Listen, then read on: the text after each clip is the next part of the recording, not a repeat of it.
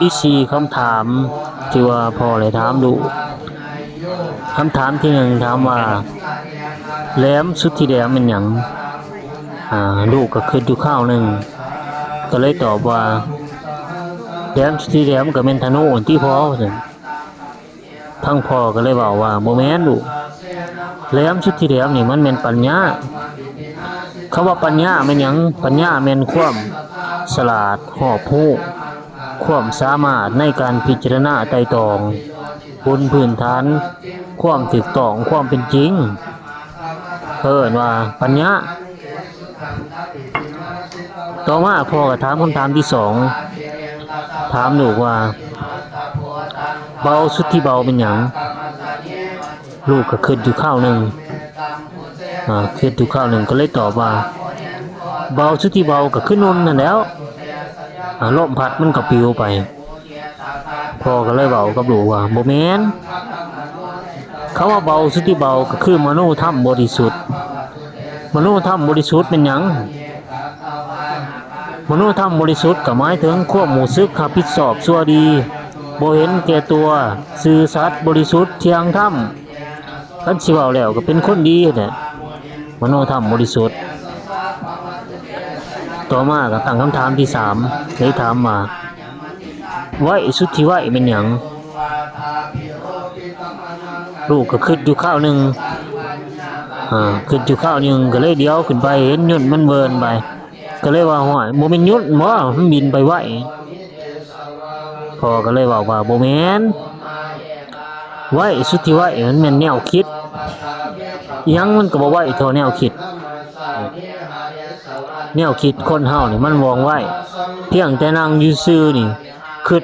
ยังมันก็ไหลไปเบิดแนวความคิดบ่มียังไว้ทอแนวคิดการกระทำของเฮาสร้างเฮาสิได้เฮ็ดลงมือทำความคิดมันไปก่อนอันนั้นแม่นไว้สุดที่ไว้แล้วคำถามสุดท้ายถามว่านักสุดที่นักเป็นหยังลูกก็คิดอยู่ข้าวหนึ่งบ่จักสิตอบไปนึกไหลเห็นสร้างตัวบักใหญ่ก็เลยตอบว่านักสุดที่นักก็เป็นสร้างอันเดียวเป็นตัวใหญ่กว่าหมู่พ่อก็เลยบอกว่าบ่แม่นบ่เป็นสร้างเขาว่านักสุดที่นักนี่มันแม่นใจบาปเป็นหยังใจบาปก็คือความโหดร้ายความปาเถื่อนความบ่มีความรับผิดชอบชั่วดีขาดความเห็นอกเห็นใจเบียดเบียนผู้อื่นทำร้ายผู้อื่นอันนั้นเคิ้นว่าใจบาปบ่มีมนุษยธรรมอันนี้หลังจากทำบุญแล้วก็เลยพากันหลังจากทำบุญใส่บาตรแล้วก็มีการกินข้าวสามัคคี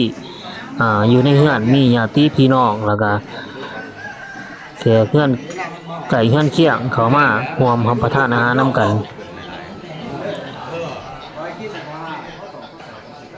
อาหารก็มีหลายสิ่งหลายอย่างเคียมพร้อมครบสุดมีทั้งของหวานของข้าว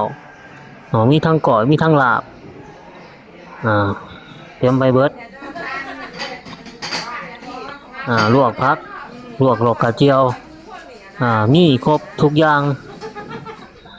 เพียงพอสำหรับในการเลี้ยงผู้ที่มาร่วมในงานบุญหันสุดท้ายก็มีน้ำแกงกระปุ้นแม่ครัวเฮ็ดด้วยความตั้งใจแซ่บอีหลีอีหรอ